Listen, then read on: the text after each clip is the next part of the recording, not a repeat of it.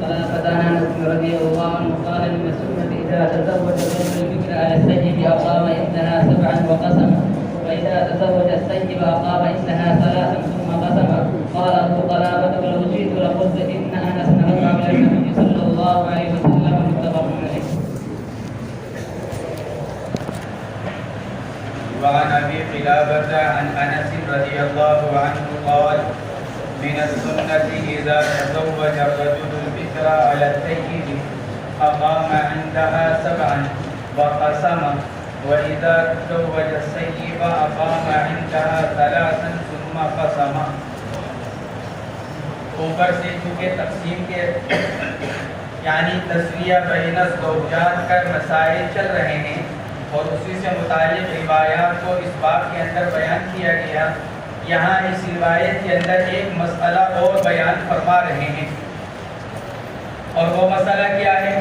وہ مسئلہ یہ ہے کہ اگر ایک آدمی کے نکاح میں پہلے سے ایک عورت ہے اور اب دوسرا نکاح کر رہا ہے تو دونوں بیویوں کے درمیان مساوات تسویہ ضروری ہے، لیکن سوال یہ مسئلہ یہ ہے کہ جس نئی بیوی کو نکاح میں لے کر آ رہا ہے کیا اب دونوں کے پہلے تو ایک ہی بیوی تھی تو سارا وقت اسی کے ساتھ گزرتا تھا، رات بھی اسی کی دن بھی اسی کا، تو سارا وقت اسی کے ساتھ گزرتا تھا۔ اب ایک دوسری بیوی آ رہی ہے تو دوسری بیوی کے آنے کے بعد تقسیم ہوگا، بھئی ایک دن اس کے پاس ایک دن اس کے پاس، یا 2 دن اس کے پاس 2 دن اس کے پاس۔ سوال یہ ہے، مسئلہ یہ ہے کہ نئی بیوی کے آنے کے بعد کیا نئی بیوی کو کسی طرح کی ابتدا میں کوئی ترجیح حاصل ہوگی ایام کے اعتبار سے یا نہیں ہوگی؟ حضرت امام شافعی وغیرہ تو یہ فرماتے ہیں کہ جدیدہ کو قدیمہ پر فضیلت حاصل ہے، یعنی جب آدمی کسی عورت سے نکاح کر رہا ہے دوسرا نکاح اور پہلے سے اس کے نکاح میں ایک عورت موجود ہے تو اب یہ نئی بیوی کو فضیلت یعنی ترجیح حاصل ہوگی آدمی پہلے اس کے پاس کچھ دن گزار لے، اور پھر کچھ دن گزار لینے کے بعد اب وہ کتنے دن گزارے وہ آگے فرما رہے ہیں، کچھ دن گزار لے اور پھر کچھ دن گزار لینے کے بعد پھر اب ان دونوں کے درمیان میں اپنے ایام کو تقسیم کریں۔ فرماتے ہیں اب اگر نیا نکاح کسی کماری لڑکی سے کیا جا رہا ہے تو ابتداً اس کے پاس 7 دن گزار لے، اور پھر 7 دن گزار لینے کے بعد اب دونوں کے درمیان میں ایک ایک دن کی تقسیم کر لے۔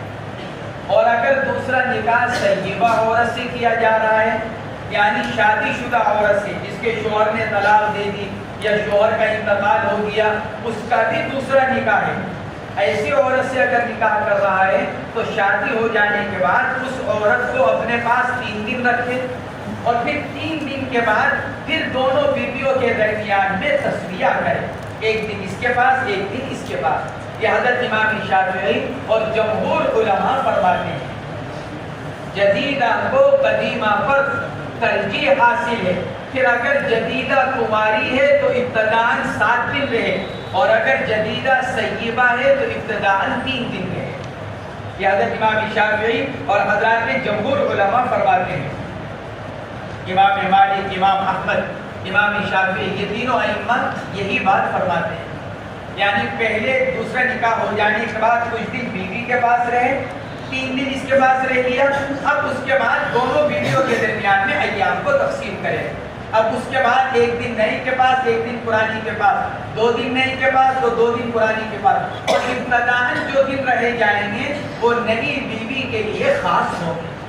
یہ حضرات ائمہ ثلاثہ فرماتے ہیں، اور اسی روایت سے استدلال کرتے ہیں جو روایت حضرت ابو قلابہ حضرت انس بن مالک رضی اللہ تعالی عنہ کے واسطے سے نقل فرماتے ہیں حضرت انس رضی اللہ تعالی عنہ فرماتے ہیں سنت یہ ہے جب مرد نکاح کرے کسی باکرہ عورت سے سیبہ پر، یعنی پہلے سے عورت موجود ہے ایک بیوی، اب اس کی موجودگی میں ایک کماری لڑکی سے نکاح کر رہا ہے، اقام عندها 7 تو اب پہلے اس کے پاس 7 دن رہے اور تقسیم کریں۔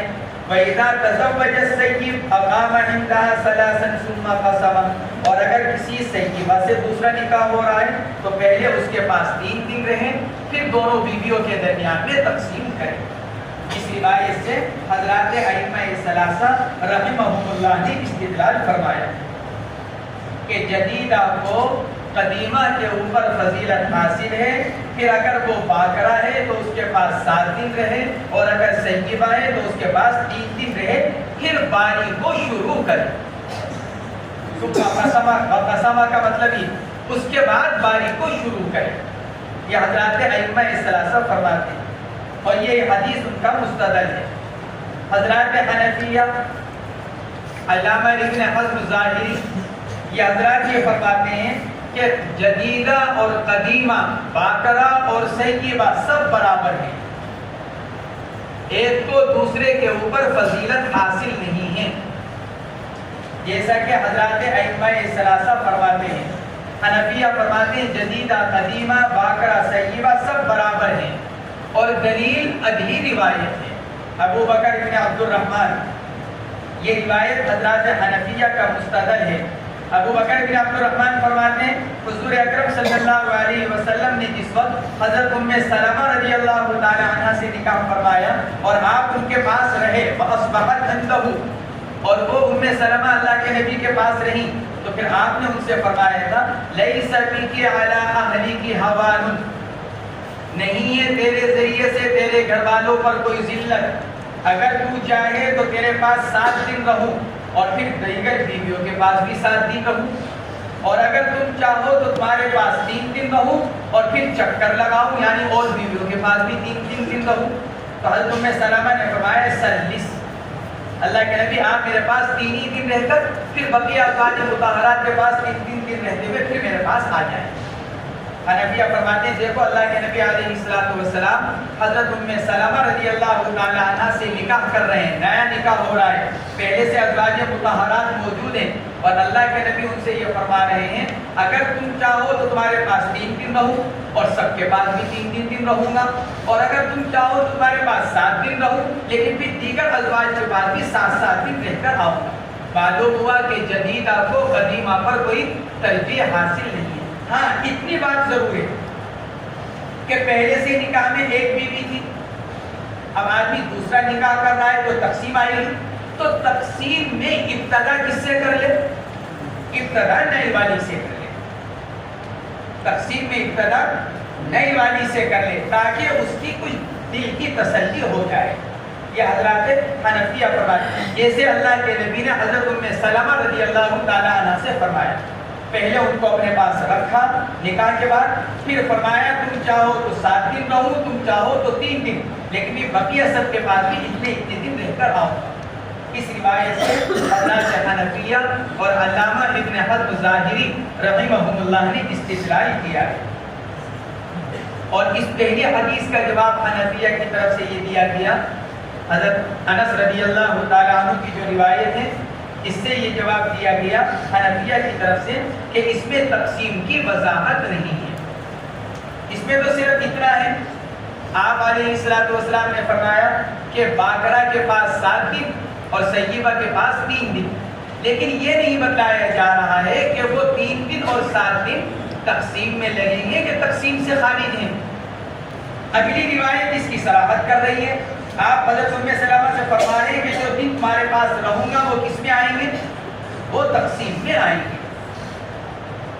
اس لیے حنفیہ فرماتے ہیں پہلی روایت مجمل ہے جس میں تقسیم کا کوئی تذکرہ نہیں آ رہا ہے، صرف اتنا فرمایا جا رہا ہے کہ جب نکاح سیبہ سے ہو تو اس کے پاس 3 دن رہے، جب نکاح باکرہ سے ہو تو اس کے پاس 7 دن رہے۔ حنفیہ فرماتے ہیں ٹھیک ہے، پھر دوسروں کے پاس بھی 3 دن رہ لے، اور اگر باکرہ کی وجہ سے اس کے پاس 7 دن رہ رہا ہے تو دوسروں کے پاس بھی 7 دن رہ لے، جس کی تصریح اور وضاحت اگلی روایت میں کی جا رہی ہے۔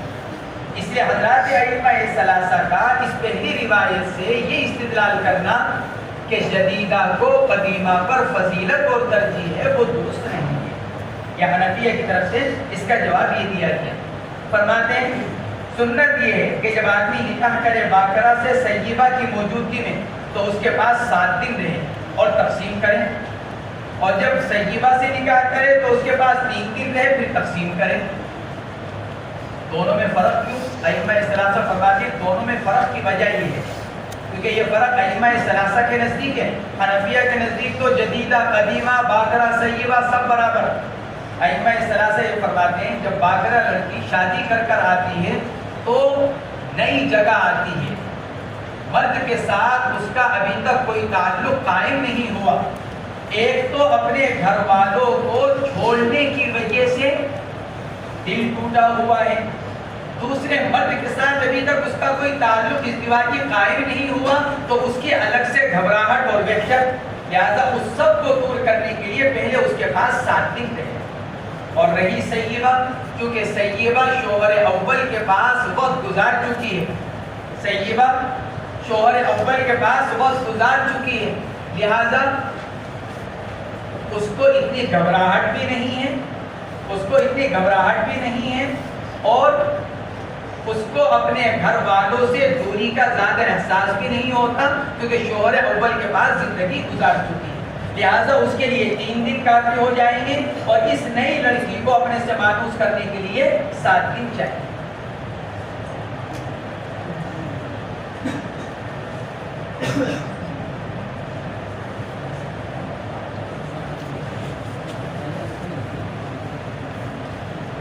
یہ حضرات ائمہ ثلاثہ نے دونوں کے درمیان میں فرق کرنے کی وجہ یہ بیان فرمائی کہ باکرہ کنواری ہونے کی وجہ سے وحشت اور گھبراہٹ، کیونکہ نیا تعلق قائم ہو رہا ہے، ایک نئے آدمی کے پاس جا رہی ہے جس سے پہلے کوئی تعلق نہیں ہے، ایک نئے گھر میں جا رہی ہے جس کے ماحول کا اندازہ نہیں ہے، اپنے گھر سے پہلی مرتبہ نکل رہی ہے، ابھی تک تو اپنے ماں باپ کی پیار و محبت میں زندگی گزار رہی تھی. وہ ماں باپ جو اس کو اٹھ کر پانی بھی نہیں پینے دیا کرتے تھے، سارے اس کے کام کرنے کے لیے ماں موجود، گھر کی باہر کی ضرورتوں کو پورا کرنے کے لیے باپ موجود. عام طور سے باپ کو لڑکوں کے مقابلے میں لڑکیوں سے انسیت زیادہ ہوتی ہے، ماں کو بھی ہوتی ہے. کیوں؟ اس لیے کہ ان سب کو یہ احساس ہوتا ہے کہ یہ کچھ سال کی ہے، پھر بیاہ کر دوسرے گھر چلی جائے گی، اور رہا لڑکا تو اس کو تو ساری زندگی ساتھ ہی رہنا ہے، بلکہ بڑا ہو جائے گا، شادی ہو جائے گی تو ماں باپ کو بھی بھول جائے گا، بیوی بچوں کو دیکھے گا. اس لیے عام طور سے ماں باپ کو جو زیادہ انسیت ہوتی ہے وہ بیٹی سے ہو. یہ حقیقت ہے. جب آدمی باپ بنتا ہے جب تجربہ ہوتا ہے، ورنہ تجربے سے پہلے آدمی سوچتا ہے کہ اولاد تو سب برابر ہے، لڑکا ہو کہ لڑکی، لیکن اللہ نے لڑکی کے اندر ایک انسیت رکھی. میرے الحمدللہ 3 بیٹے ہیں، 1 بیٹی ہے، لیکن وہی 1 بیٹی تینوں بیٹوں کے برابر ہے. محبت کے اعتبار سے آدمی کو بیٹی سے زیادہ رغبت، بیٹی سے زیادہ محبت ہوتی ہے. شاید اس کی وجہ یہ بھی ہو سکتی ہے حضور اکرم صلی اللہ علیہ وسلم کو صاحبزادی محترمہ حضرت فاطمہ رضی اللہ تعالی عنہ سے انتہائی تعلق اور انتہائی محبت. تو چونکہ نبی کو بیٹی سے تھی، اس لیے اللہ جل جلالہ نے بھی باپ کے دلوں کے اندر کیا کیا؟ عام طور سے بیٹی کی محبت کو زیادہ رکھ دیا. عام طور سے بیٹی کی محبت زیادہ ہوتی ہے. تو اب یہ کنواری لڑکی پہلی مرتبہ گھر سے جا رہی ہے، جس کو یہ بھی معلوم نہیں. کلی ایک صاحب گھر آئے شہر کے ہی کہ جی مفتی صاحب شادی کو 10 سال ہو گئے، آج تک بیوی نے گھر میں کھانا نہیں بنایا. کہ کیوں؟ وہ یوں کہتی ہے کہ جی کبھی میرے ماں باپ نے مجھ سے کھانا نہیں بنوایا، میں آپ کے لیے کھانا کہاں سے بناؤں، کیونکہ مجھے آتا ہی نہیں، میری ماں نے کبھی مجھے پکانے ہی نہیں دیا.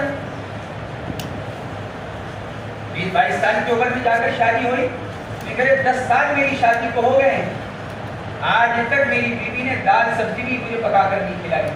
تو یوں کہتی ہے کہ چونکہ 20-22 سال کی عمر تک گھر میں کوئی ایسا موقع ہی نہیں آیا کہ میری ماں نے اس سے کھانا پکوایا.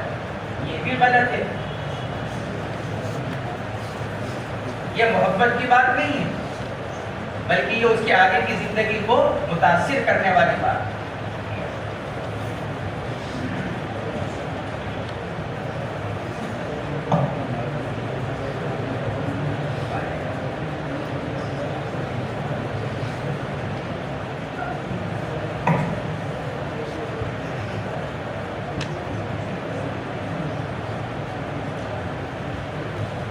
یہ حضرات ائمہ ثلاثہ رحمہ اللہ یہ فرماتے ہیں بات عرض کر رہا تھا کہ یہ بھی غلط ہے کہ لڑکی کو بالکل ایسے ناز و نام میں پالا جائے کہ اس سے گھر کا کوئی کام بھی نہ کرایا جائے، کیونکہ لا محالہ شادی ہونی ہے، شادی ہو کر دوسرے گھر جانی ہے۔ اب وہاں کیا ماحول ہو، وہاں کیا حالات پیش آئے، تو لڑکی کو اتنے کام تو آنی چاہیے کہ وہ دوسرے کے گھر جا کر گھر کو سنبھال سکے۔ فرماتے ہیں ثم قال ابو قلابة رحمه الله ولو شئت لقلت ان انسا رفعه الى النبي صلی اللہ علیہ وسلم۔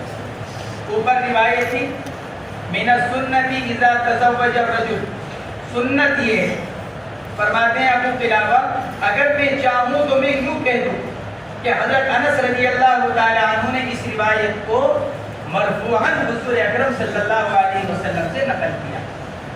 من السنتی، حضرت ابو قلابہ یہ کہہ رہے ہیں من السنتی اذا تزوج الرجل البکر علی السید، یہ حضرت ابو قلابہ کہہ رہے ہیں حضرت انس رضی اللہ تعالی عنہ کے بارے میں۔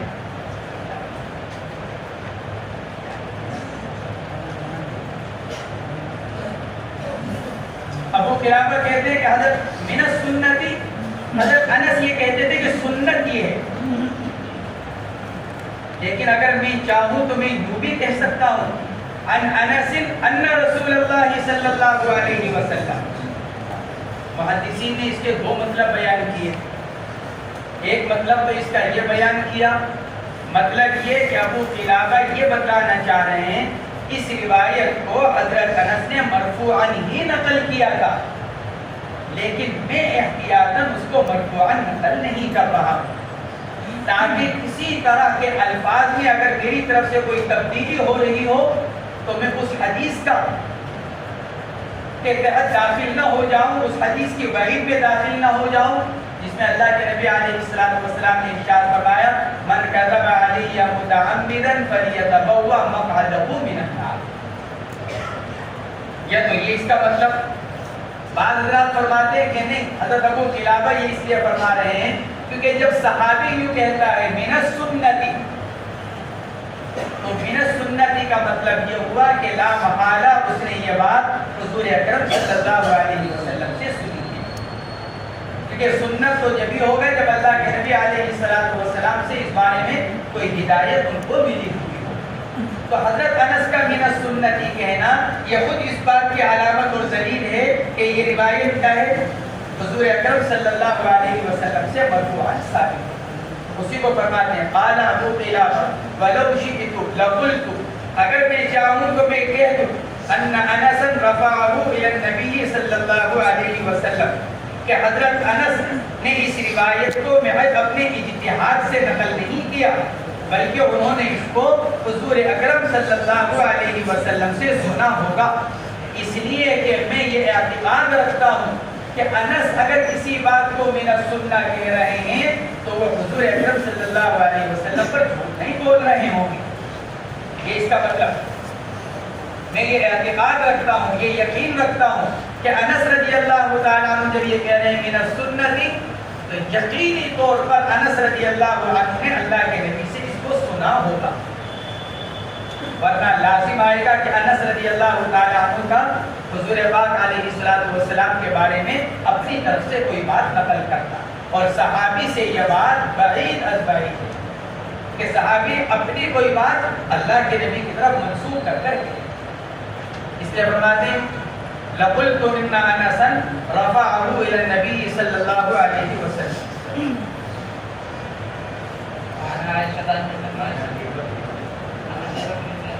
أن رسول الله صلى الله عليه وسلم حين تزوج سلمة رضي الله عنها وأصبحت إنه قال لها ليس بك على أهلك هوان إن شئت سبعت عندك وسبعت عندهن وإن شئت سلست عندك ودرت، قالت سلس، وفي رواية عنه قال لها للبكر سبع وللسيد ثلاث، رواه مسلم۔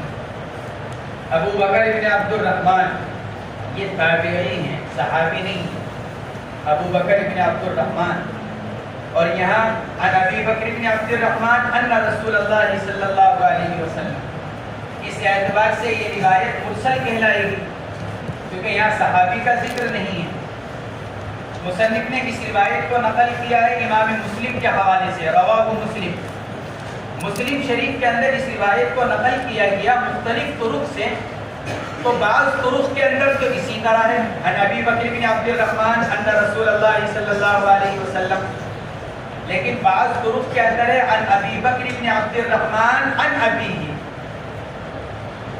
یعنی ابو بکر اپنے والد عبد الرحمن سے نقل کرتے ہیں اور عبد الرحمن صحابی ہیں۔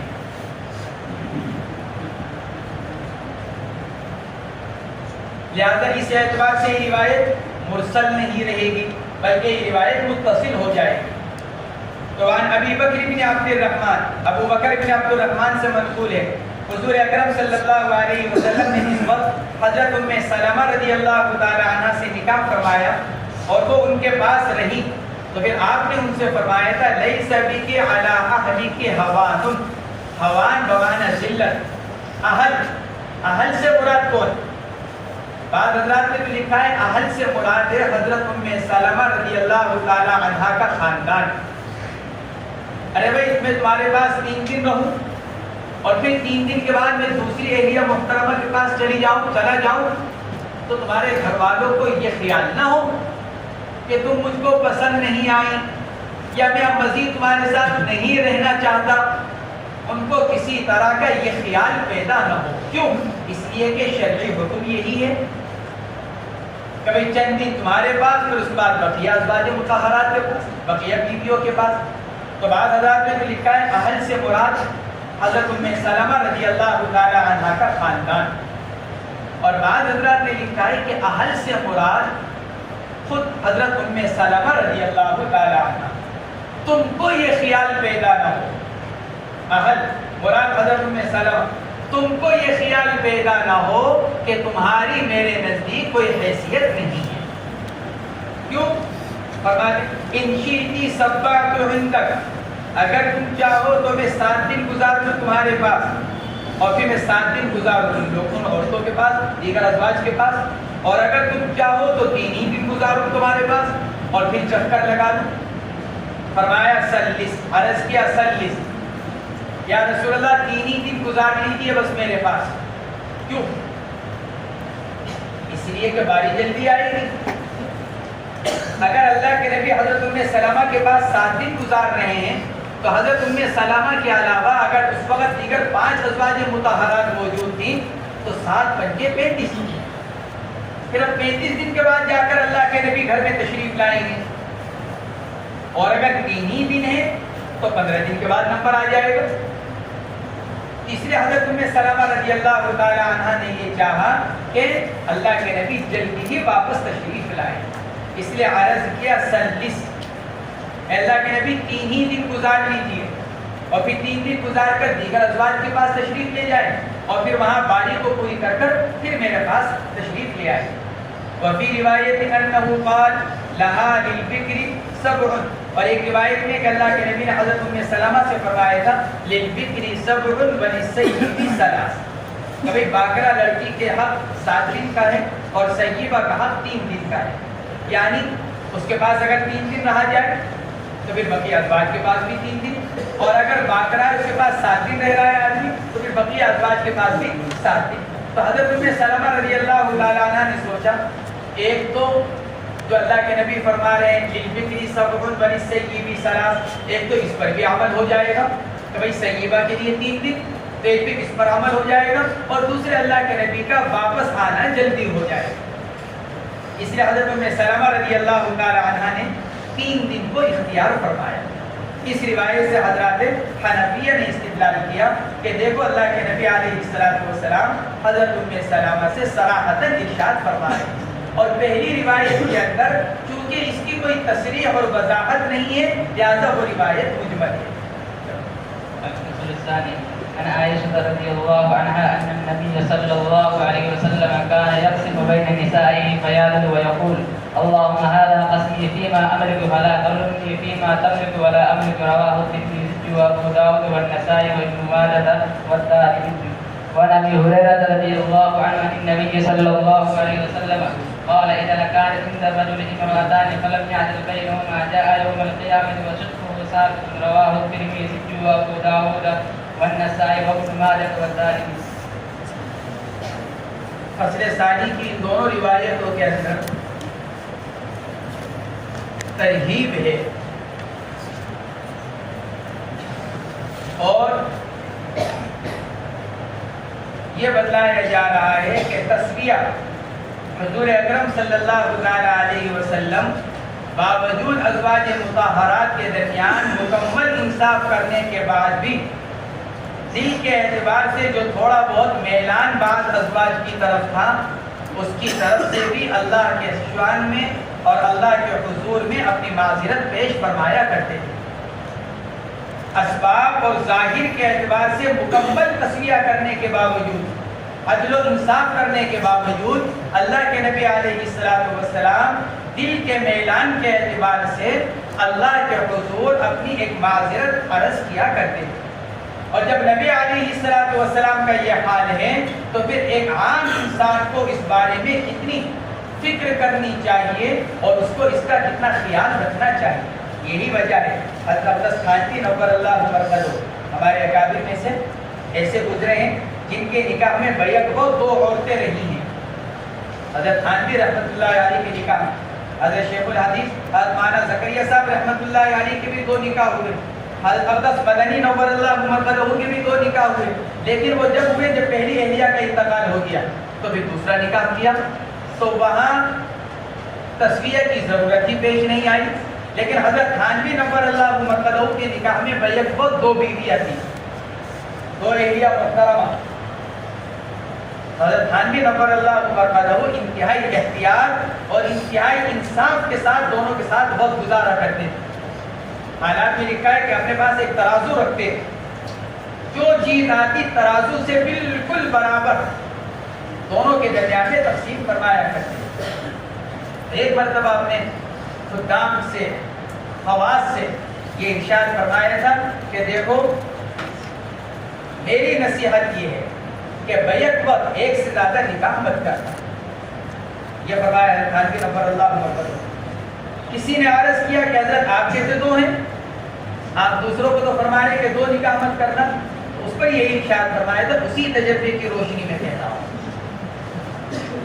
اس لیے کہ آدمی 100% انصاف کر لے یہ بڑا مشکل ہے، آدمی 100% انصاف کر لے یہ بڑا مشکل ہے، اس لیے یہ فرمایا۔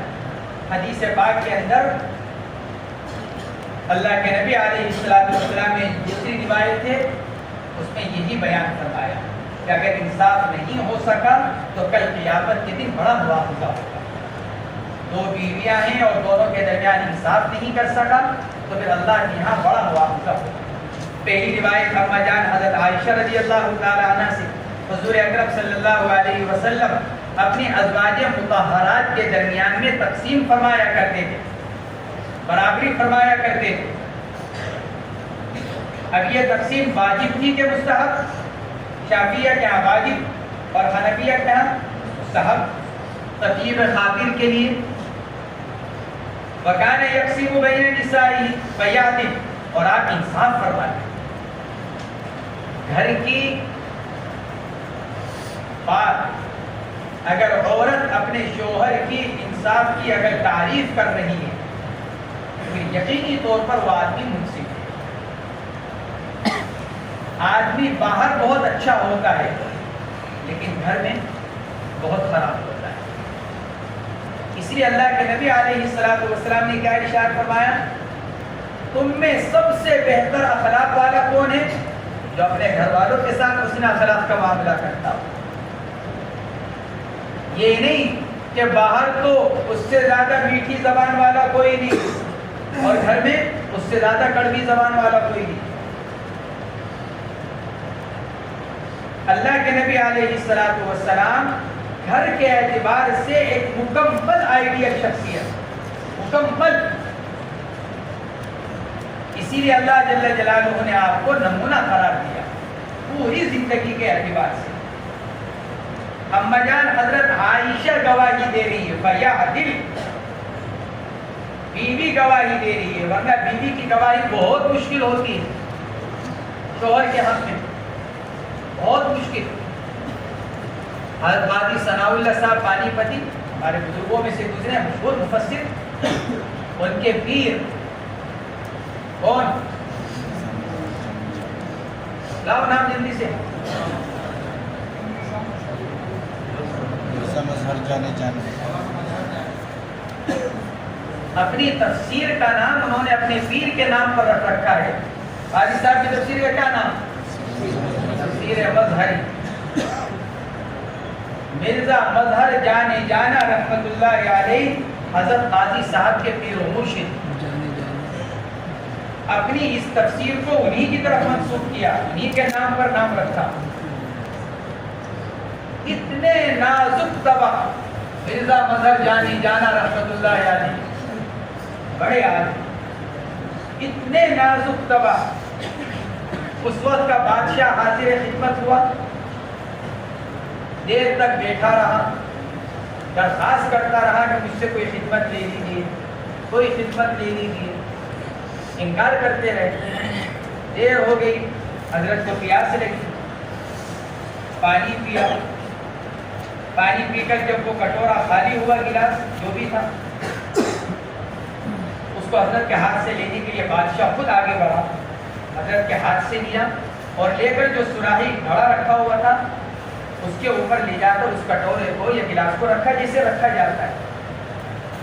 تو حضرت نے یوں اپنا سر پکڑا، اس کے کٹورے کے رکھی، یوں سر پکڑا، فرمایا میاں صاحب اتنی دیر سے کہہ رہے ہو کوئی خدمت لے لو، کوئی خدمت لے لو، پہلے خدمت کا سلیقہ تو پیدا کرو، دیکھو تم نے کٹورا ٹیڑھا رکھ رکھا ہے اور تمہارے کٹورے کے ٹیڑھا رکھنے کی وجہ سے میرے سر میں درد ہو گیا، میں تمہارے سے خدمت کیسے لے لوں؟ ایک ان کے شاگرد، ایک ان کے مرید بہترین قسم کی رضائی لحاف سلوا کر لائے سردی کے موقع پر، بہترین قسم کا لحاف، سردی کا موسم، ساری رات گزر گئی، صبح ہوئی، فرمایا میاں ساری رات نیند نہیں آئی، تمہارا لحاف اوڑھ رکھا تھا، ساری رات نیند نہیں آئی۔ حضرت کیا ہو گیا؟ کہ کیا ہوتا؟ لحاف کے اندر جو تم نے ڈورے ڈال رکھے ہیں وہ ٹیڑھے پڑے ہوئے ہیں، اس کی وجہ سے ساری رات ایسی بے اطمینانی رہی کہ نیند نہیں آئی ایسی۔ لیکن ان کے گھر والے کا کیا حال تھا؟ مرزا مظہر جانے جانا رحمت اللہ علیہ انتہائی بد اخلاق۔ ایک بڑے بزرگ کا واقعہ ہے، مفتی محمود الحسن صاحب گنگوہی رحمت اللہ علیہ نے لکھ رکھا ہے، بڑے بزرگ، بڑی کرامتیں ان کی، پرانا واقعہ، لیکن کبھی ان کی بیوی ان کے بزرگ ماننے کو تیار نہیں، ہمیشہ یوں کہتی کہ تم ڈھونگی ہو، لوگوں پر تم نے اپنا ڈال رکھا ہے، ڈھونگ کا اثر ڈال رکھا ہے، لوگ تمہیں کیا جانے، میں جانتی ہوں تمہیں، تم اندر باہر سے میرے سامنے کھلے ہوئے ہو، میں تمہیں جانتی ہوں۔ سوچا ایک دن کے لاؤ کچھ تو اس کے اوپر کچھ تو اس کو دکھلایا جائے تاکہ یہ قائل ہو۔ ایک دن یہ باہر سے گھر میں آئے، اہلیہ کہنے لگی تم بہت اپنے آپ کو بزرگ بنتے ہو، آج دیکھا ہے میں نے ایک بزرگ، تم بنتے ہو اپنے آپ کو بزرگ، میں نے آج بزرگ دیکھا ہے۔ کہ کیا دیکھا؟ کہ میں نے دیکھا ابھی ہمارے گھر کے اوپر سے ادھر سے ایک اللہ والا جو ہوا میں اڑتے ہوئے ادھر گئے، جیسے پرندہ اڑ کر جاتا ہے، میں نے اپنی آنکھوں سے دیکھا، وہ ہیں اللہ والے، تم تو ڈھونگی ہو۔ کہنے لگے اللہ کی بندی، وہ اڑ کر جانے والا میں ہی تو تھا، میں ہی تھا وہ اڑ کر جانے والا۔ کہنے لگے اچھا تم تھے، میں جب ہی تو کہوں کہ ٹیڑھا اڑ عورت نہیں مطمئن ہو سکتی، ٹیڑھا اڑ رہی۔ حضرت عائشہ اللہ کے نبی کے بارے میں گواہی ہے، اندازہ لگاؤ اللہ کے نبی کیسا عدل و انصاف کرتے ہیں۔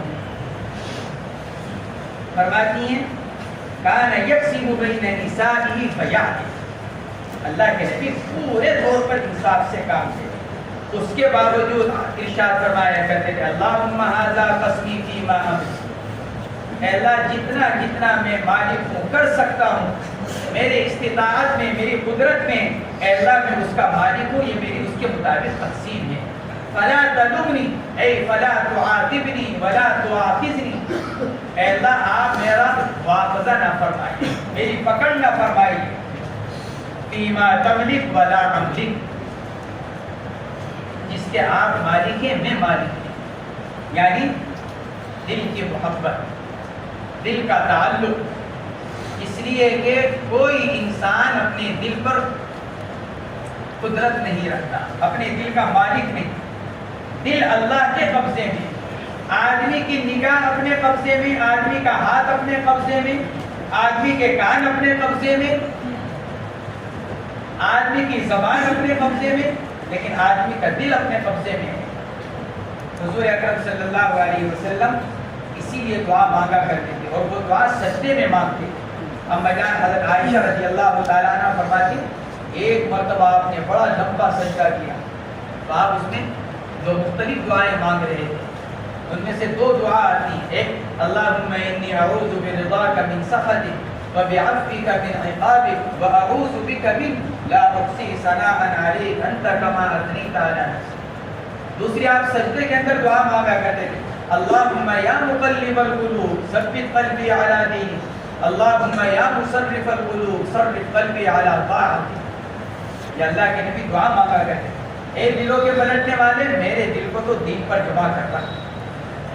اللہ کے نبی دعا مانگے، یا مقلب القلوب ثبت قلبی علی دینک۔ یہ دعا مانگتے تھے اللہ کے نبی علیہ السلام، کیونکہ دل کسی کے قبضے میں ہے۔ حدیث پاک کے اندر فرمایا گیا پوری مخلوق کے دل اللہ کی دو انگلیوں کے درمیان، جدھر چاہے پلٹ۔ اس لیے دعا کر رہے ہیں فلا تلمنی فیما تملک ولا املک، محبت، دل کا میلان، اللہ یہ تو آپ کی طرف سے ہے، آپ کس کی محبت دل میں ڈال دیں، کس کی طرف سے دوری پیدا کر دیں، اللہ یہ تو آپ کے قبضے کی چیز ہے، یہ میرے قبضے کی چیز نہیں۔ گویا کہ خود عائشہ رضی اللہ تعالی عنہ کی طرف سے گویا کہ کیا کر رہے ہیں، عذر بیان کر رہے ہیں، اللہ میرے دل میں ظاہر کے اعتبار سے سب کے درمیان انصاف کر رہا ہوں، لیکن دل میں جو عائشہ کی محبت زیادہ ہے وہ میری اپنی طرف سے نہیں، وہ آپ کی طرف سے آپ نے ڈال رکھی ہے، لہٰذا اس پر جو چیز آپ کی طرف سے اس پر میرا مواخذہ نہ کر پائے۔ یہ اللہ کے نبی دعا فرمائے۔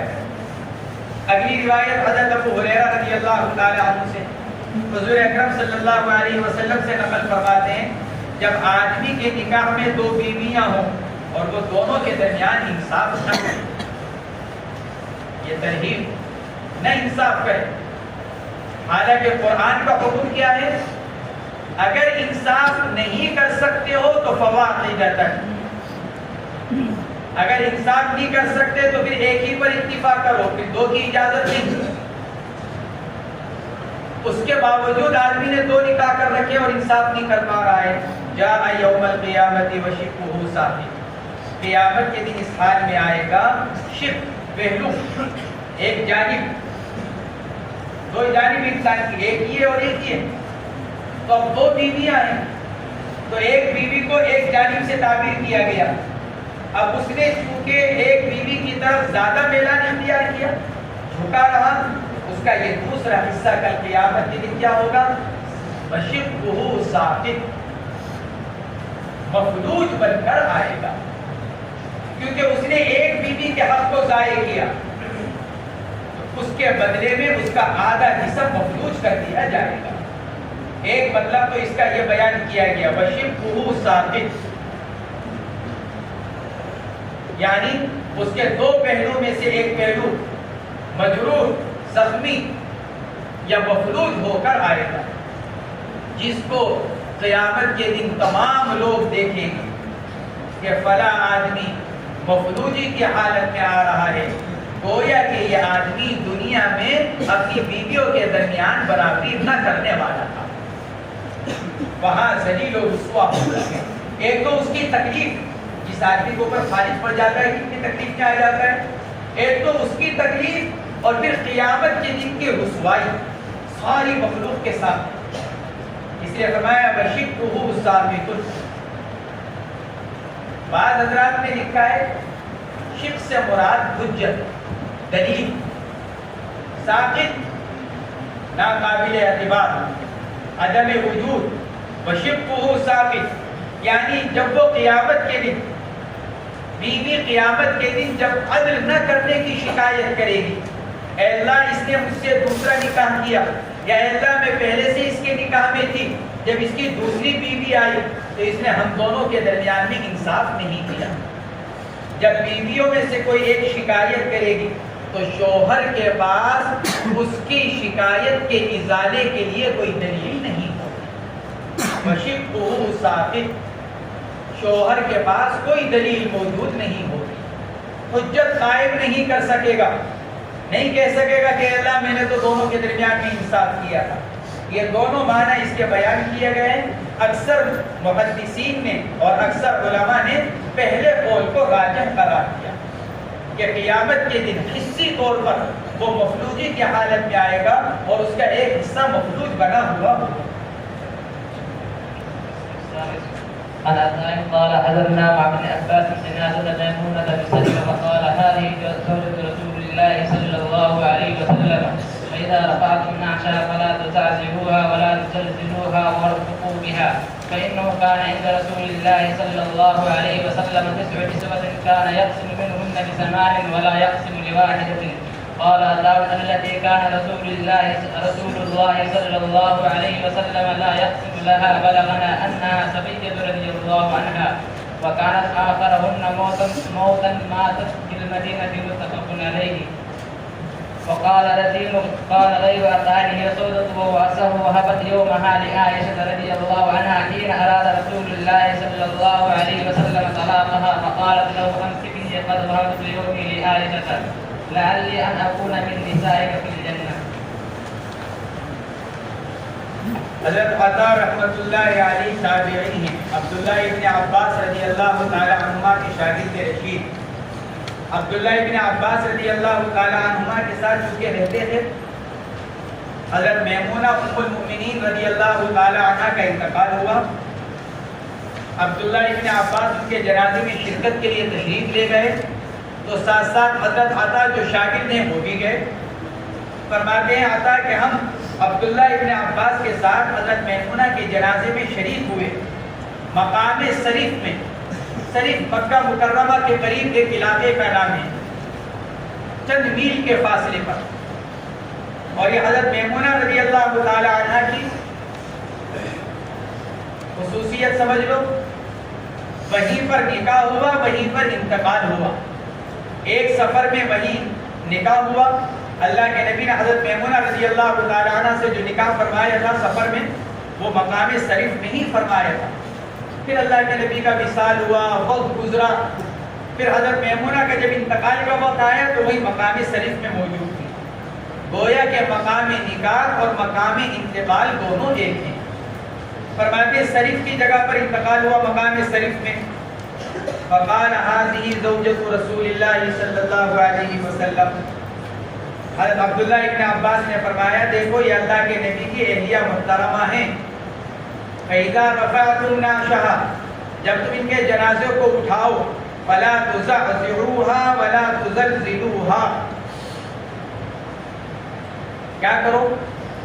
نہ تو اس کو زور زور سے ہلاؤ، فلا تزعزعوها ولا تزلزلوها، اس کو بہت حرکت نہ دو اور نہ بہت تیزی کے ساتھ لے کر چلو، وارفقوا بها، نرمی اختیار کرو، گویا کہ درمیانی اعتبار سے جنازے کو لے کر چلو، جس کو دوسرے حدیث پاک میں اللہ کے نبی علیہ السلام نے ارشاد فرمایا جب تم جنازے کو لے کر چلو تو نہ دوڑو اور نہ بہت بالکل چیونٹی کی رفتار میں چلو، بلکہ کیا ارشاد فرمایا؟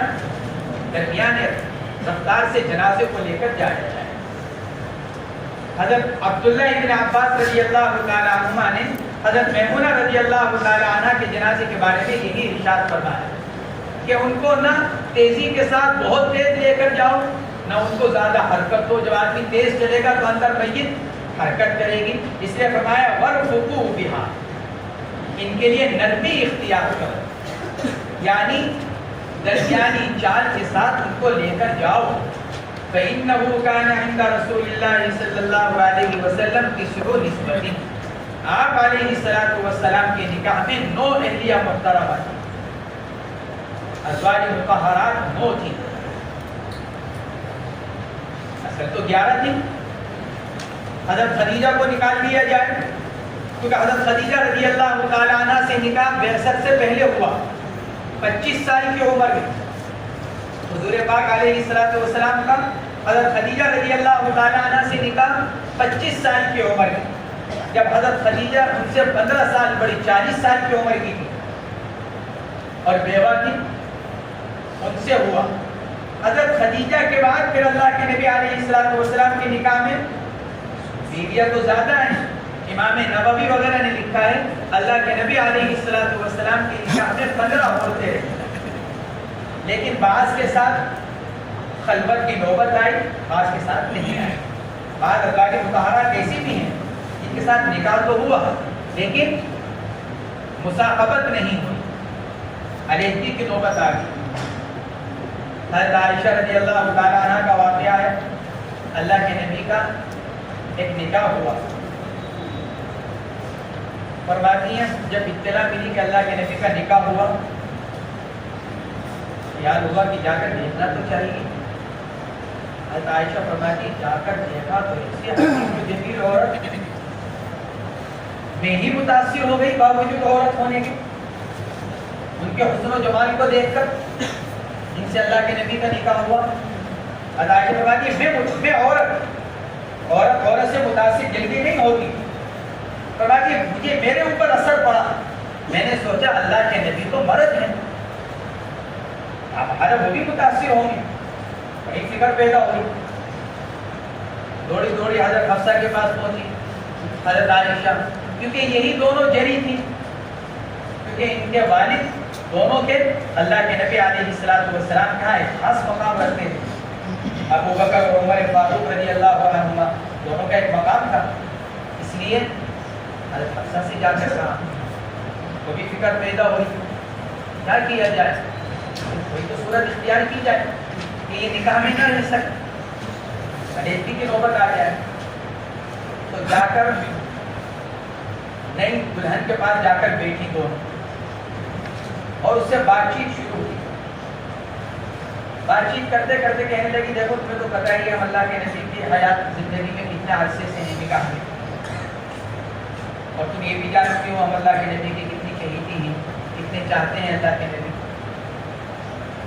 تم ایک کام کرنا جب اللہ کے نبی تشریف لائے، اللہ کے نبی کو یہ بات بہت پسند ہے کہ ان کے سامنے اللہ سے پناہ مانگی جائے، اللہ کی پناہ پکڑی جائے۔ جب اللہ کے نبی تمہارے پاس آئیں اور بیٹھیں بس تم یہ کہہ دینا کہ میں آپ سے اللہ کی پناہ پکڑتی ہوں۔ اب وہ بیچاری سیدھی سادی عورت، اور اس کو کیا پتا کہ یہ دونوں کیا پلان بنا کر آئی ہوئی ہیں میرے پاس، اور اچھی بات پہلی رات کی دلہن بیچاری وہ حضور پاک علیہ السلام تشریف لائے، گھر والوں کے جانے کے بعد انہوں نے بیٹھتے ہی یہ جملہ کہہ دیا، آپ علیہ السلام فوراً کھڑے ہو گئے، اللہ کی پناہ بات پکڑی جا رہی ہے، کیسے اللہ کے نبی قریب ہوں گے؟ گویا کہ اس کا مطلب ہی میں آپ کو نہیں پسند کرتا، آدمی پناہ کس سے پکڑتا ہے؟ اس کو ناپسند کرتا ہوں۔ آپ علیہ السلام فوراً کھڑے ہو گئے، فرمایا جاؤ اپنے گھر والوں کے پاس، اب تم ہمارے نکاح میں نہیں ہو۔ وہ تو ایک دم پریشان ہو گئی، ایک دم پریشان ہو گئی کہ اللہ کے نبی کیوں؟ ابھی تو تم نے ایسی ذات کی پناہ پکڑی ہے کہ اس پناہ سے اعراض نہیں کیا جا سکتا، لہذا تم اپنے گھر والوں کے پاس۔ اب وہ روئی کہ اللہ کے نبی مجھے کیا معلوم، میرے سے تو وہ کہہ کر گئی، مجھے کیا معلوم، آپ نے فرمایا کہ جو ہونا تھا وہ ہو چکا، اب نہیں، اب ہمارا اور تمہارا ساتھ ہے۔ پھر بعد میں اللہ کے نبی علیہ السلام نے حضرت عائشہ وغیرہ سے فرمایا۔ تو امام نووی وغیرہ نے لکھا ہے آپ کے 15 نکاح ہوئے، لیکن 11 ازواج مطہرات معروف ہیں، ان 11 میں سے ایک کو نکال دیا جائے، کون؟ حضرت خدیجہ، کیونکہ ان سے نکاح بعثت سے پہلے ہوا، نبوت سے پہلے، اس کے بعد 10 حضرت خدیجہ کو نکالنے کے بعد 10 9 کے نام کو بتلائے تھے. 10ویں حضرت زینب بنت خزیمہ جن کا انتقال اللہ کے نبی کے حیات میں ہی ہو لیا تھا. تو یہ 10 ازواج مطہرات ہیں جو اللہ کے نبی کے نکاح میں رہی ہیں. چونکہ بوقت وصال 9 تھی اس لیے عام طور سے تذکرہ 9 کا کیا جاتا ہے. عبداللہ ابن عباس بھی وہی فرما رہے ہیں کانت عند رسول اللہ 9 نسوتیں، 9 بیویاں تھیں آپ کے نکاح میں، یعنی بوقت وصال. یہ 10 بیویاں کیوں تھی؟ اللہ نے ہمارے اکابر کو بڑے علم سے نوازا. اس سے بہت عرصے پہلے کی بات ہے، اکابر کے زمانے کی بات ہے. مصر کا ڈنکا بجتا تھا کسی زمانے میں علم کے اعتبار سے. حضرت امام شافعی وہیں ہیں. ایک ڈنکا بجتا تھا مصر کا، 100 سال پہلے کی بات ہو. بہت بڑے عالم آئے تھے یہاں ہندوستان علاقے میں آئے. دارالعلوم 2 ہی مدرسے تھے اس وقت، تو بنیادی اور بڑے جہاں اکابر موجود تھے. انہوں نے آ کر ایک سوال کیا تھا ہمارے اکابر سے. ایک بات سمجھ میں نہیں آتی، بڑے ایک بات سمجھ میں نہیں آتی. حضرت خالد بن الولید رضی اللہ تعالی اتنے بڑے صحابی، جنگجو، اتنی جنگوں میں شرکت کرنے والے، اتنے بڑے فاتح، اور ہر وقت اپنے آپ کو شہادت کے لیے تیار رکھ کر میدان جنگ میں جانے والے. کیا وجہ ہے؟ خالد بن الولید باوجود اتنے متمنی ہونے کے شہادت کے، اور باوجود اتنی جنگوں میں، ان سے زیادہ کسی نے جنگوں میں شرکت نہیں کی، پھر وہ شہید کیوں نہیں ہو سکتے؟ بھائی چلو حضرت ابوبکر تو اس لیے شہید نہیں ہوئے کہ اللہ کو آگے ان سے خلافت کا کام لینا تھا. عمر اس لیے شہید نہیں ہوئے کہ خلافت کا کام لینا تھا. عثمان اور علی اس لیے شہید نہیں ہوئے کہ آگے خلافت خلیفہ بننا تھا رضی اللہ عنہ. یہ اخلاقی جنگوں میں شہید. خالد بن الولید جو آگے ہر موقع پر خود فرماتے شہید ہونے کے لیے میں بے دھڑک گھستا تھا کہ میں شہید ہو جاؤں کسی طرح. نہیں ہو سکے. اس کی وجہ کیا؟ اتنے صحابہ کرام شہید ہوئے، شہادت کا مرتبہ ملا، اور خالد بن الولید کہاں مر رہے ہیں؟ کہاں انتقال ہو رہا ہے؟ بستر پر. ان کے قبر پر آج تک کتبہ لگا ہوا ہے. مجھے دیکھو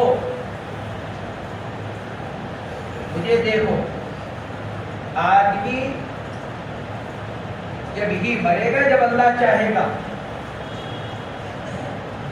مجھ سے زیادہ شہادت کا کوئی متمنی نہیں، لیکن میری موت کہاں ہو رہی ہے؟ بستر پر. کیوں نہیں شہادت مل سکتی؟ اور فرماتے تھے کہ میں نے بڑی کتابوں کو دیکھا، مجھے اس کا جواب نہیں ملا کہ خالد بن الولید کو شہادت کیوں.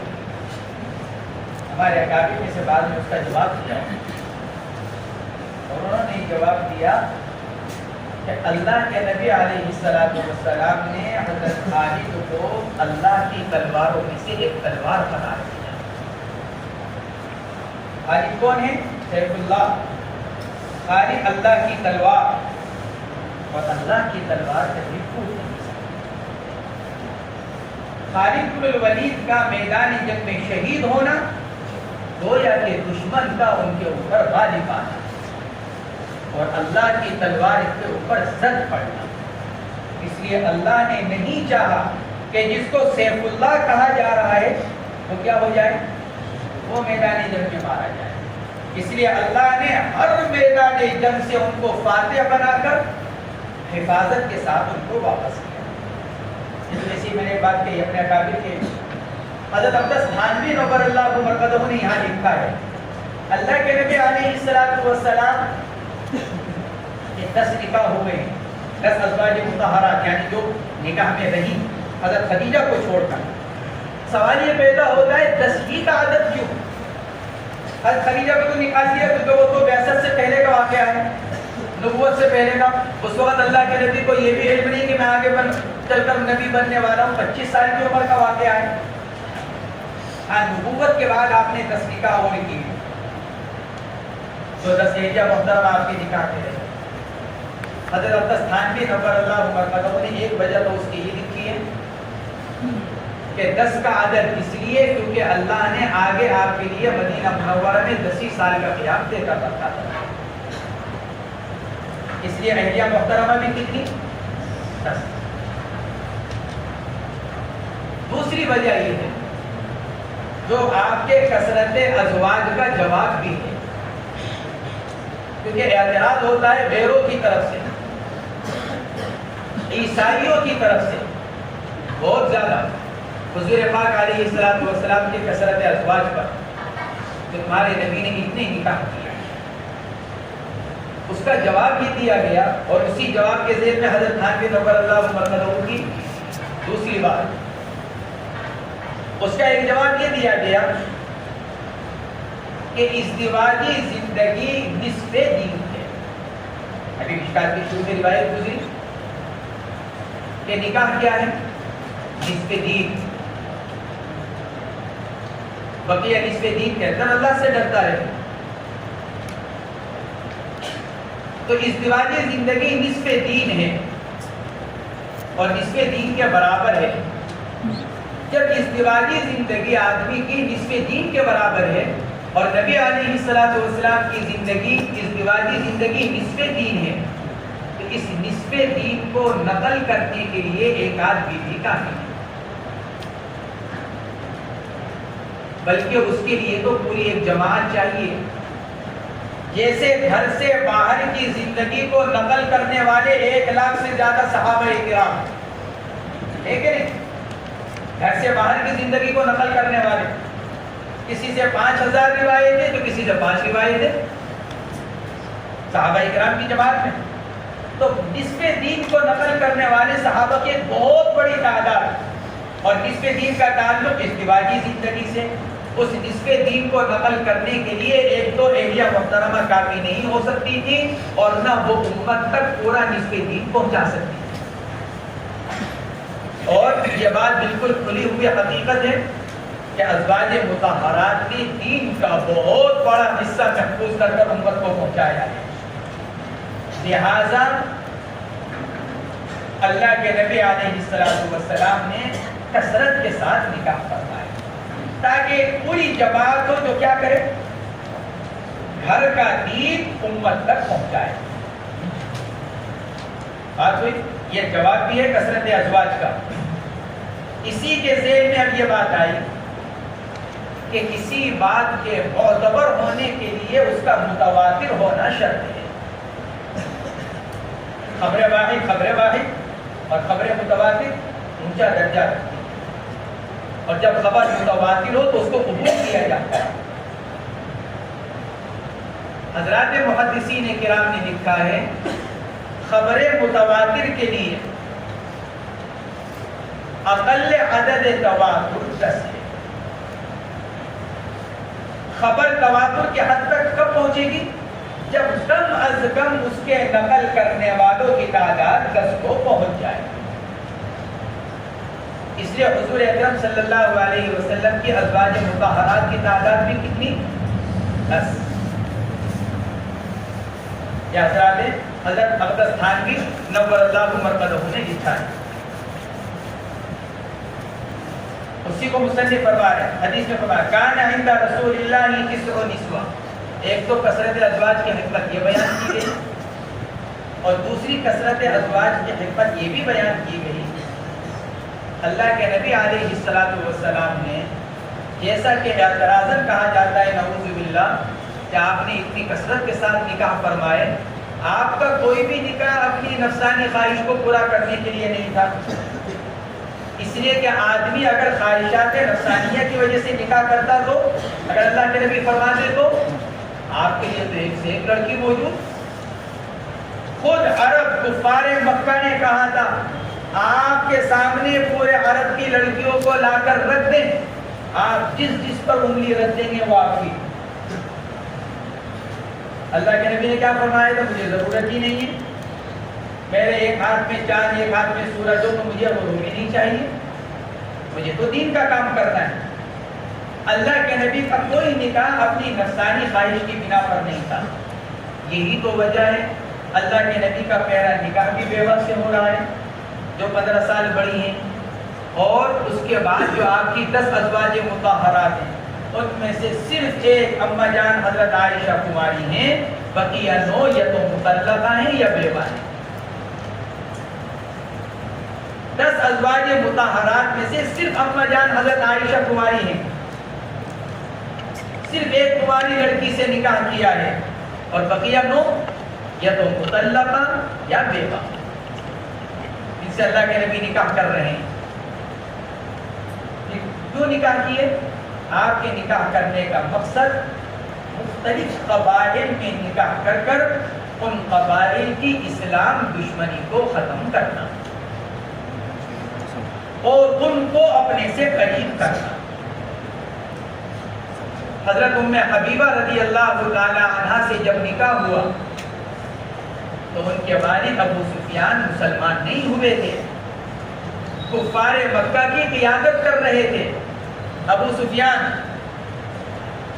ام المومنین حضرت ام حبیبہ رضی اللہ تعالی عنہا سے جب نکاح ہو رہا ہے اللہ کے نبی کا, تو ان کے والد محترم حضرت ابو سفیان اس وقت تک مسلمان نہیں ہوئے اور کفار کی قیادت کر رہے تھے.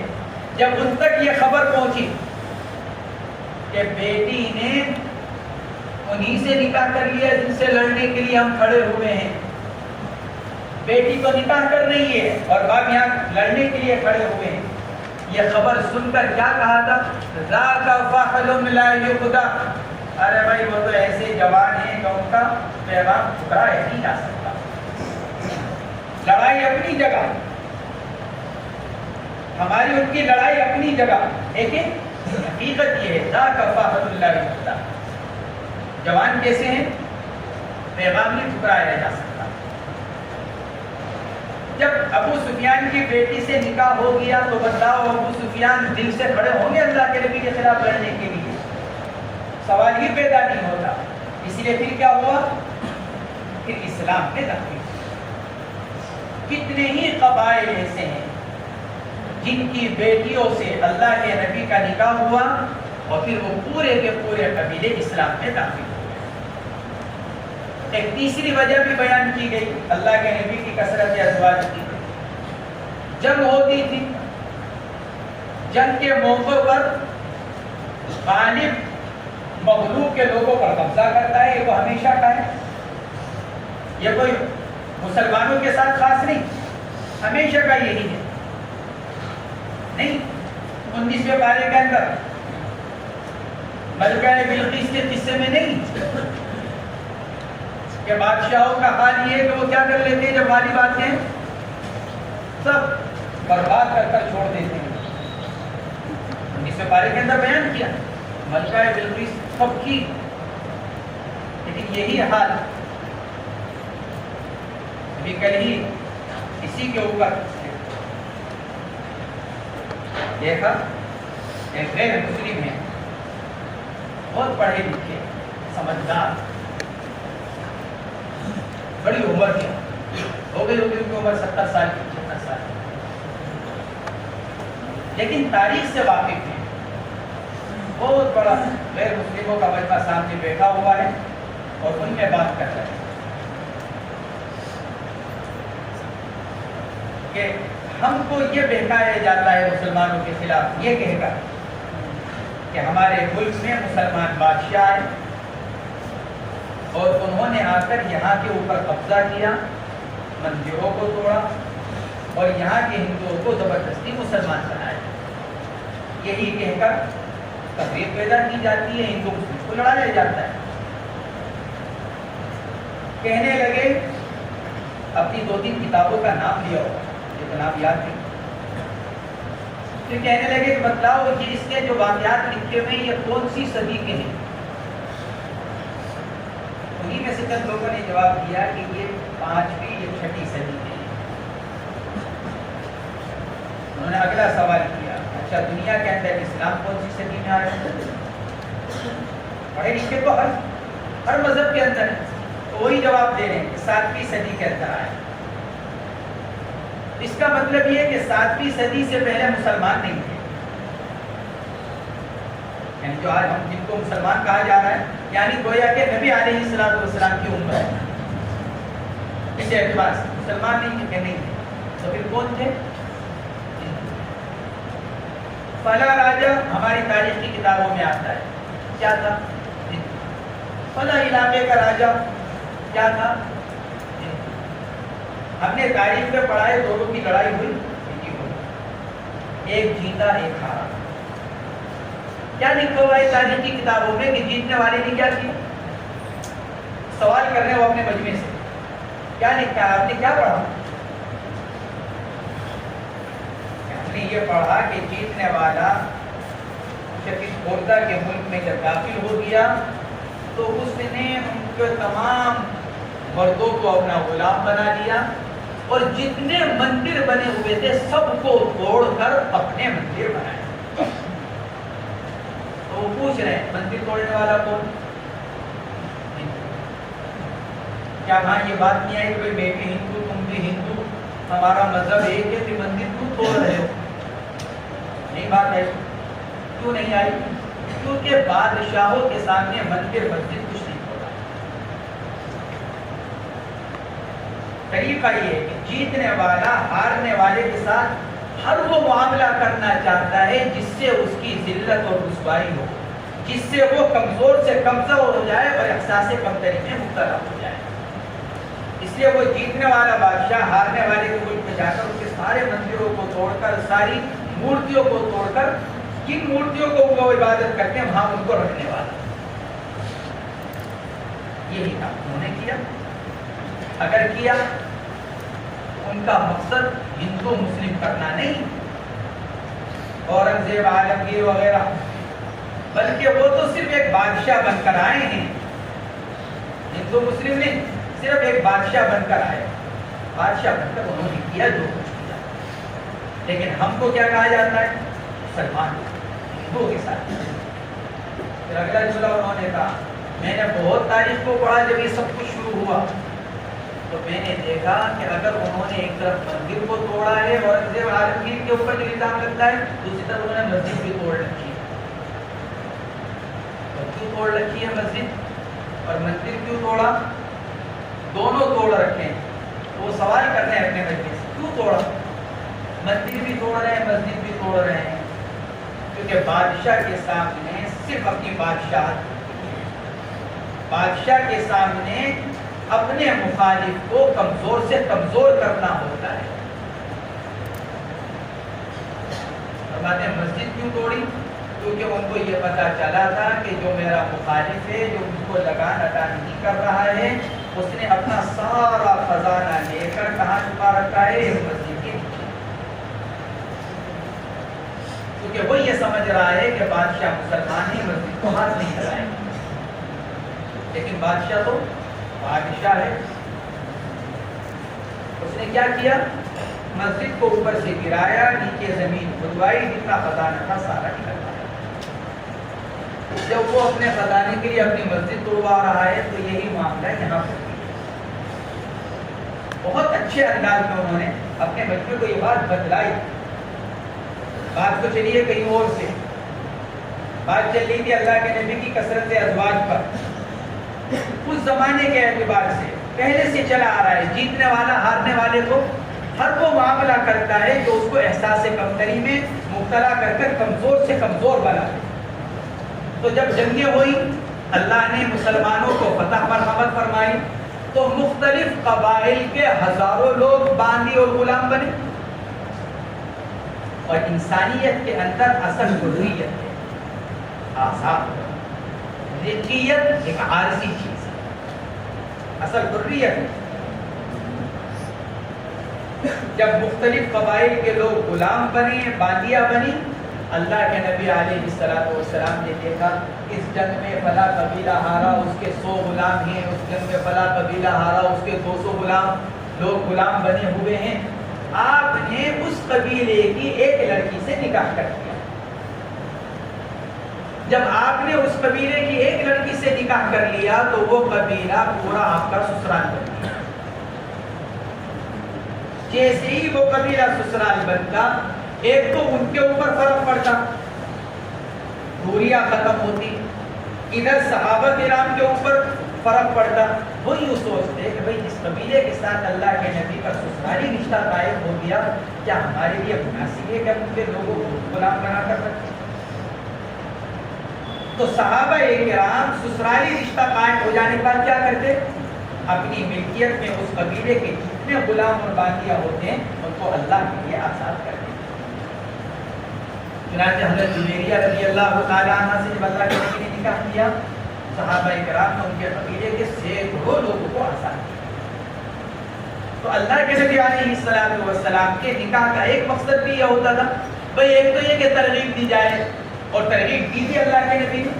جو آدمی اللہ کے لیے غلام کو آزاد کرے گا، اس غلام کے ہر ایک عزم کے بدلے میں اللہ آزاد کرنے والے کے عزم کو جہنم سے آزاد کرے گا، یہ فرمایا اللہ کے نبی نے. لیکن ترغیب بھی تو دی جا سکتی ہے، کسی کو زبردستی تو نہیں کہا جا سکتا اپنا غلام آزاد کرو. اس کی ملک ہے، اس نے خرید رکھا ہے، یہ ہمارے غنیمت میں اس کے پاس آیا ہے. تو اللہ کے نبی نے آسان کیا سمجھا؟ نکاح کر لیا جائے. چنانچہ اس نکاح کی برکت سے سینکڑوں غلام اور باندیا صرف سسرالی رشتہ قائم ہونے کی وجہ سے کیا ہوئے؟ آزاد کر دیے. یہ اللہ کے نبی علیہ السلام کی کثرت ازواج کی مصلحتیں جن کو بعض حضرات فقہاء کرام نے بیان کی. اس کے علاوہ اور بھی بہت سی ہیں. فرماتے ہیں کان یقسم منہن لسمان. عبداللہ بن عباس فرماتے ہیں اللہ کے نبی 9 میں سے 8 کے لیے باری تقسیم کرتے تھے اور ایک کے لیے تقسیم نہیں کرتے. قال عطا الذي كان رسول اللہ صلی اللہ علیہ وسلم لا یقسم لها بلغنا انها صفیہ. حضرت عطا یہ فرماتے ہیں کہ عبداللہ ابن عباس جو یہ فرماتے ہیں ایک کے لیے باری تقسیم نہیں کیا کرتے تھے. جس کے لیے تقسیم نہیں کیا کرتے تھے وہ کون ہے؟ وہ حضرت صفیہ. یہ حضرت عطا رحمۃ اللہ علیہ فرماتے ہیں قال عطا الذي كان فيه الذي كان رسول اللہ صلی اللہ علیہ وسلم لا يقسم لها بلغنا انها صفیہ. کہ ہم کو یہ بات پہنچی ہے کہ وہ زوجہ مطہرہ حضرت صفیہ تھی. یہاں پر سوال پیدا ہوا، دیگر صحیح روایتوں کے اندر تو حضرت سودا کا نام آتا ہے. محدثین نے بعض حضرات نے اس کو صحیح کرنے کی کوشش کی، بعض حضرات نے اس کو صحیح کرنے کی کوشش کی، اور بعض حضرات نے لکھا کہ جب قرآن پاک کی آیت ترجی من تشاء منہن وتوفی الیک من تشاء، نبی جی آپ کو اختیار ہے، آپ جس کو چاہیں اپنے سے دور کر دیں اور جس کو چاہیں آپ اپنے سے قریب کر لیں. جب یہ آیت شریفہ نازل ہوئی تو اللہ کے نبی نے بعض ازواج مطہرات کو دور کیا، یعنی ان کے لیے باری میں حصہ نہیں لگایا. ان ازواج مطہرات میں حضرت سودا، حضرت جویریہ، حضرت صفیہ، حضرت ام حبیبہ اور حضرت میمونہ. حضرت سودا، حضرت جویریہ، حضرت صفیہ، حضرت ام حبیبہ اور حضرت میمونہ، یہ 5 ازواج مطہرات جن کو اللہ کے نبی نے باری میں جن کا حصہ نہیں لگایا، اور جن کو اللہ کے نبی نے اپنے سے قریب کیا، یعنی جن کے لیے اللہ کے نبی نے حصہ مقرر کیا، تقسیم میں دن مقرر کیا، وہ حضرت عائشہ، حضرت ام سلمہ، حضرت زینب اور حضرت حفصہ، کیونکہ 2 ہی تھی. 5 کا حصہ نہیں لگایا، 4 کا حصہ لگایا.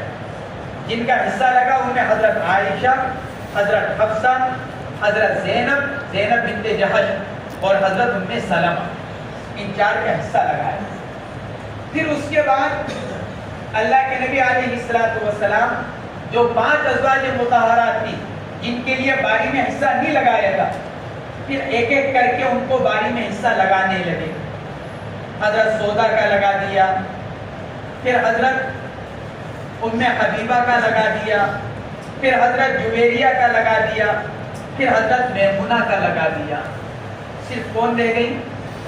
حضرت صفیہ رہ گئی. اللہ کے نبی نے اس آیت شریفہ کے نزول کے بعد جن ازواج مطہرات کا حصہ نہیں لگایا تھا تقسیم کے اندر، پھر بعد میں آہستہ آہستہ کر ان میں سے ایک ایک کو بڑھاتے چلے گئے اور تقسیم میں ان کی باری لگاتے چلے گئے، لیکن حضرت صفیہ رہ گئی. تو یہاں وہی مراد ہے۔ ایک تو وہ حضرت سودا کا اپنے باری کو حضرت عائشہ کے لیے ہبہ کر دینا، بعض حضرات فرماتے ہیں وہ الگ چیز ہے، یہ الگ ہے۔ تو بعض حضرات نے اس طرح اس کو صحیح کرنے کی کوشش کی، لیکن محدثین نے عام طور سے لکھا ہے کہ نہیں، یہ سہو ہے۔ یہاں جو حضرت صفیہ کا نام لیا جا رہا ہے یہ راوی کی طرف سے سہو، نسیان، غلطی ہو گئی ہے، ورنہ صحیح کیا ہے؟ حضرت سودا۔ اس لیے کہ جن حضرات نے اس طرح کر کر اس کو صحیح کرنے کی کوشش کی، بلغنا انہا صفیہ وکانت آخرہن موتا ماتت بالمدینہ، یہ بھی صحیح نہیں بنتا، کیونکہ حضرت صفیہ آخری نہیں ہے انتقال کے اعتبار سے، حضرت صفیہ کا انتقال تو پہلے ہوا۔ اگر اس کو کسی طرح صحیح کر بھی لیا جائے تو یہاں آ کر بات اٹک جائے گی، کیونکہ حضرت صفیہ مدینہ منورہ میں انتقال کے اعتبار سے ازواج مطہرات کے سب سے آخری نہیں، ان کے بعد اور کئی ازواج مطہرات کا انتقال ہوا۔ اس لیے مصنف آگے کہہ رہے ہیں، فرماتے ہیں وقال رزین قال غیر عطا لیا سودا۔ عطا ابن ابی رباح کو نقل کرتے ہیں کس سے؟ عبداللہ ابن عباس سے، یہ کہ یہ حضرت صفیہ، لیکن عبداللہ ابن عباس سے ان کے دیگر شاگرد جب زوجہ مطہرہ کا نام نقل کرتے ہیں تو وہ سودا نقل کرتے ہیں، وہو اصح، اور حضرت سودا کا نام ہی زیادہ صحیح ہے۔ وہبت یومہا لعائشہ، انہوں نے ہبہ کر دیا تھا اپنا دن حضرت عائشہ کو، جس وقت اللہ کے نبی نے ان کو طلاق دینے کا ارادہ کیا تھا۔ اس میں اختلاف ماقبل میں بتلایا جا چکا ہے کہ آپ نے طلاق دے دی تھی یا طلاق کا ارادہ کیا تھا، تدبیر بھی بیان کی گئی۔ فقالت لہ امسکنی، انہوں نے عرض کیا تھا یا رسول اللہ مجھے روک کر رکھ لیجیے اپنے نکاح میں اپنا دن عائشہ کو ہبہ کرتی ہوں، اور وجہ کیا؟ بس میں آپ کی عورتوں میں سے ہونا چاہتی ہوں جنت میں میں آپ کی بیوی بن کر رہنا چاہتی ہوں، مجھے دنیا کے اندر مرد کی ضرورت نہیں، لیکن میں آخرت میں آپ کی بیوی بن کر ہی زندگی گزارنا چاہتی ہوں، اس لیے آپ مجھے اپنے نکاح میں برقرار رکھیں۔ تو اللہ کے نبی علیہ الصلوۃ والسلام نے اگر طلاق دے دی تھی تو رجوع فرما لیا، اور اگر طلاق دینے کا ارادہ کیا تھا تو وہ ارادہ نکال دیا۔ مصنف فرماتے ہیں کہ حضرت سودا کا نام زیادہ صحیح ہے، حضرت صفیہ کا نام جو یہاں پر لیا گیا یہ راوی کی طرف سے ہے۔ بعض حضرات نے لکھا ہے کہ یہ ابن جریر جو روایت کے نقل کرنے والے ہیں عطا سے، ان کی طرف سے یہ سہو ہوا، جو فرماتے ہیں قال عطا الذی کان رسول اللہ، یہ جن سے سہو ہو رہا ہے، جن سے غلطی ہوئی ہے، وہ ابن جریر جو حدیث کی روایت کرنے والے ہیں، یہ ان سے اس بارے میں غلطی ہوئی۔